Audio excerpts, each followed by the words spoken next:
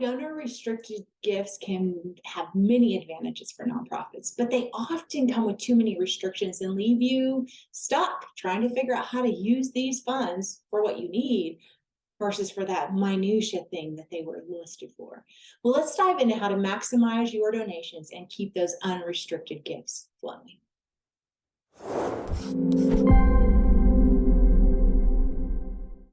Hi, I'm Teresa Clark, and I'm a CPA with over 25 years of experience serving 501c3 nonprofits. See, my passion is to help nonprofits answer money questions so that they can move on to achieve their mission. So think of me as a strategic partner to mastering the money. You can visit my website for more resources.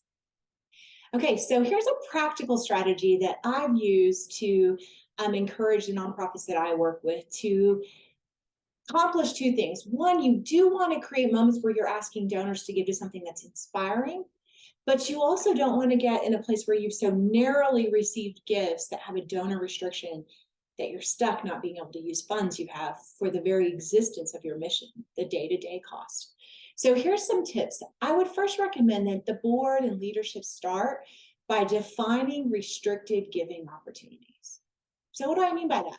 Well, think about those things that you're actually going to open the door for restricted gifts on. So this is like you deciding before the gift comes when you're actually going to take a restriction.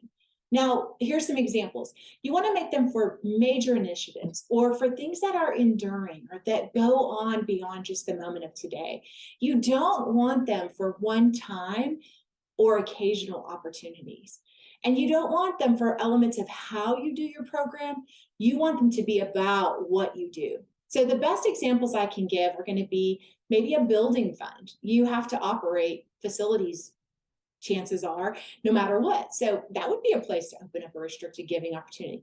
Or even a capital project that you open up an opportunity, which often inspires those first-time givers and those very large gifts. So capital projects would be another. And maybe for your nonprofit, you've got an additional one that may be like a program that you've done that you'll continue to do that is sort of a niche of your umbrella. Maybe it's an educational program, or if you're a church and you have an outreach program, maybe it's your outreach strategy or benevolence funds. Those would be some examples. Okay, now, as I said before, you definitely want to communicate those opportunities to give because we know that donors are inspired to give when you tell a story, when you help them to feel the very reason why you exist and how it impacts a life. And so, yes, you want to cast vision using stories and telling about impact. And then, yes, you want to think about vision as it is attached to something in your budget. You have a budget that maybe includes, let's just say, a rehabilitation program for victims of sex trafficking. Well, if you have a program that does that, you could create an opportunity for that to be the specific example while still creating an unrestricted gift. Now, this is very, very tedious. Careful, pay attention, okay? Here's how I would do that. I would share the opportunity with the donor like this. Tell the story of a life change. Tell about the cost of your budget for this program. And then say this, your gift to our organization, your gift to this organization helps to make these things possible.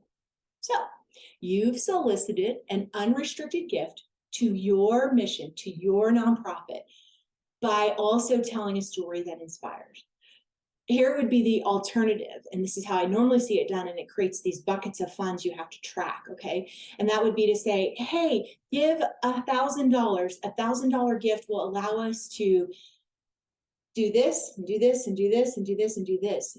And now that in this situation, we just took a very narrowly restricted gift that committed us to doing these things. And if these things cost us less than $1,000, we're stuck holding money that we can't use.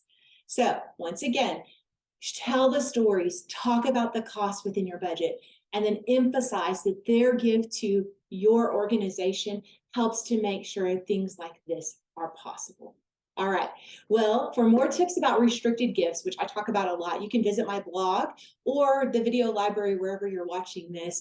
And if your situation is very unique and you'd like to discuss more about what I was just trying to generally talk about, but maybe more specifically for your organization, well, feel free to jump on my site, book a strategic consult with me, and let's brainstorm a plan that's going to work for you.